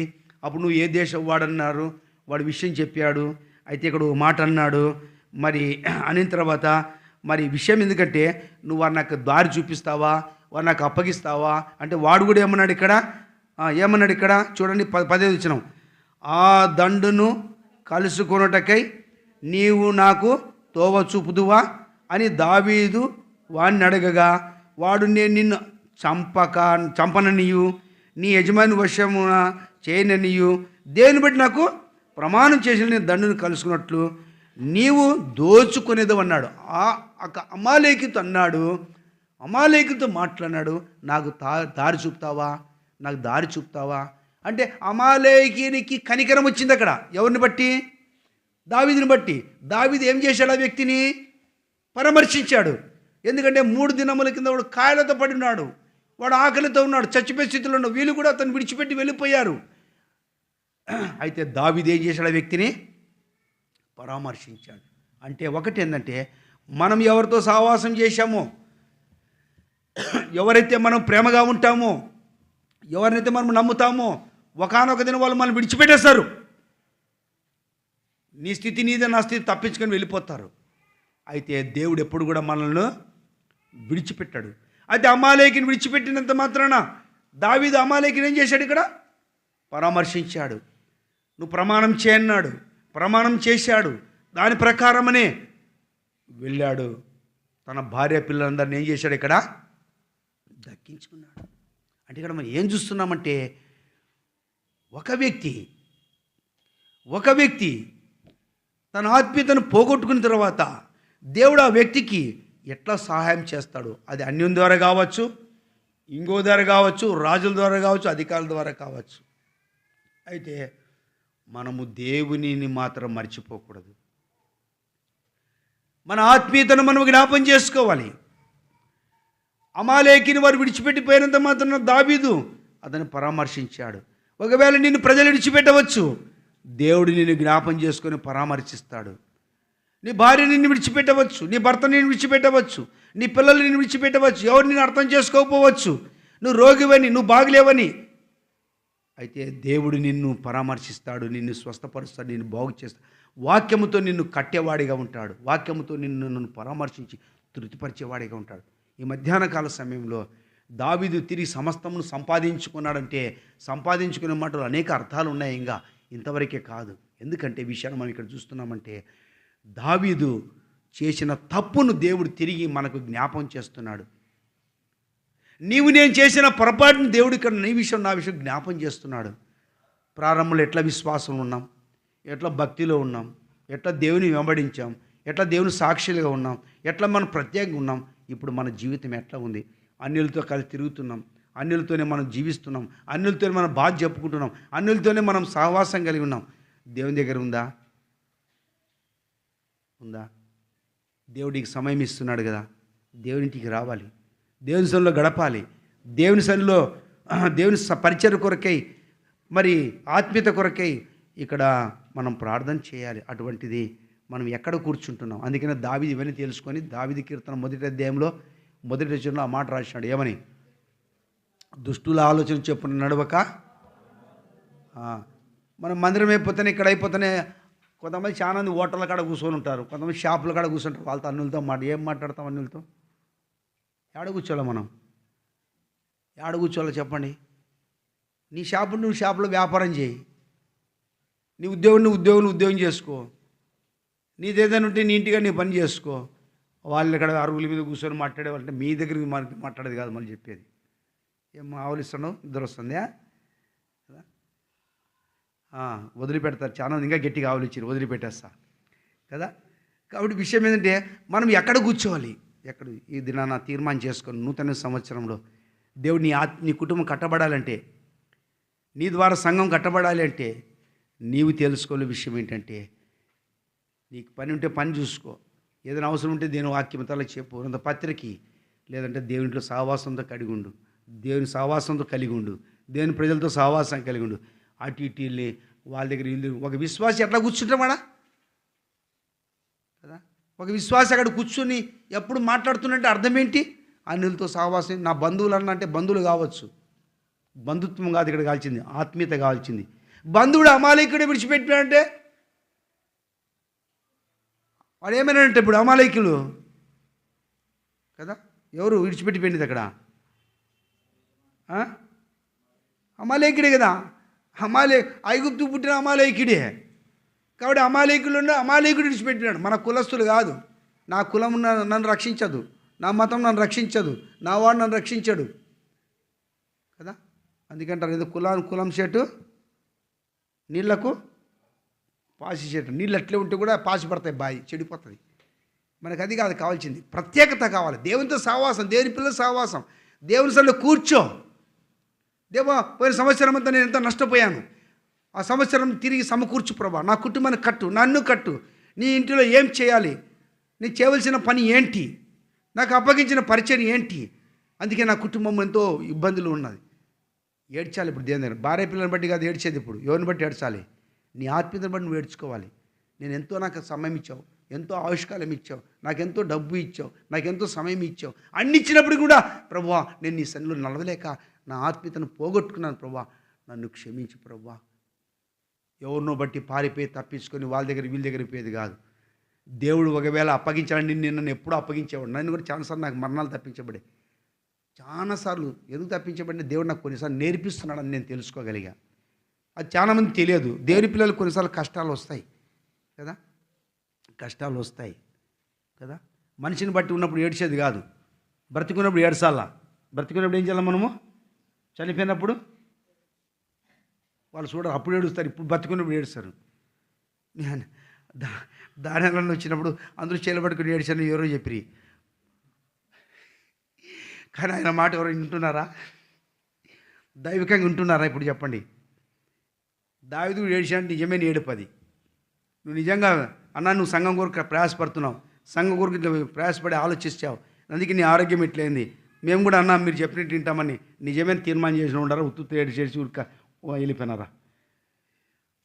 నాకు వచ్చిన తలంపు చెప్తున్న వాక్యాన్ని బట్టి అమ్మా, అంతే కదా.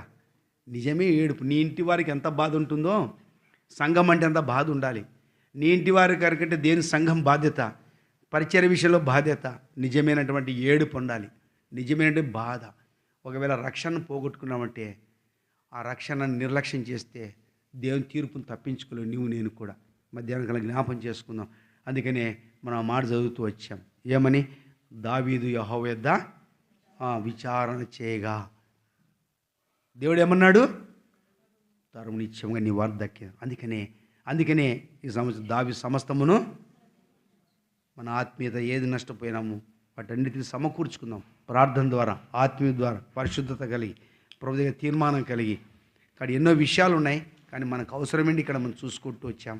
కాబట్టి మనం పరీక్షించుకుందాం. ప్రభు నిజంగా నేను కూడా నీ చిత్తం తెలుసుకోలేక నేను పోయి, నా కుటుంబం ఎంతో దుఃఖంలో ఉంది, బాధలో ఉంది, ఇబ్బందులు ఉన్నాం. ప్రభు నా కుటుంబాన్ని కట్టవా, నా ఆత్మీయతను కట్టవా, నా సంఘమును కట్టవా అంటే ఇప్పుడు కాదు, దినం ప్రార్థన చేసుకోవాలి. ఇంకా సంఘం కొరకే మన తీర్మానం కలిగి ఉండదు.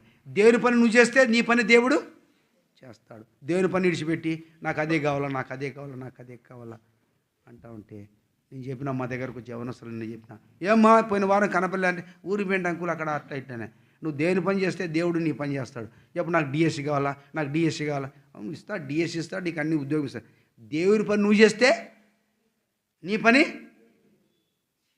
నేను ఆయన చెప్తాడు సాక్షి. 150 మంది పోయినారంట ఇంటర్వ్యూకి, 3 పోస్టులు.